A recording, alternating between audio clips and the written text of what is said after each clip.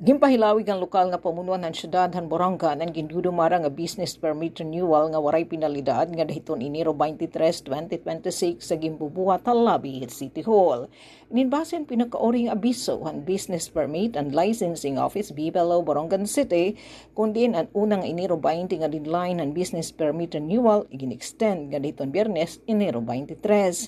Nganan bagong schedule hini nga business permit renewal Enero 19 nga da 20 alas 8 aga nga dahiton alas 7 gabi ngan alas 8 aga nga dahiton alas 5 kilop hit Enero 21 nga da 23. Samtang tengedhan maraot nga panahon darhan bagyo ada ang pagdumaran business permit renewal han Biyernes Enero 16 intubtublahan alas 12 han udto ngan temporaryo ini nga ginsuspenso han Enero 17 ug Enero 18. Kasumpay hiniutro nga ginaawhag ni Miss Luis Bianca Limbawan Agda, BPLO Section Head and Business Owner sa syudad nga magproseso online ang ira business permit renewal.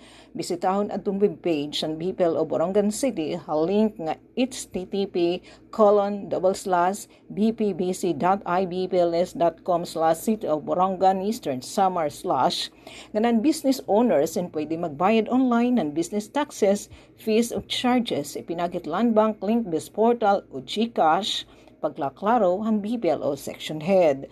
Para sa Bagong Pilipinas, Sok Ameria, Radyo Pilipinas, Radyo Publiko, Borongan.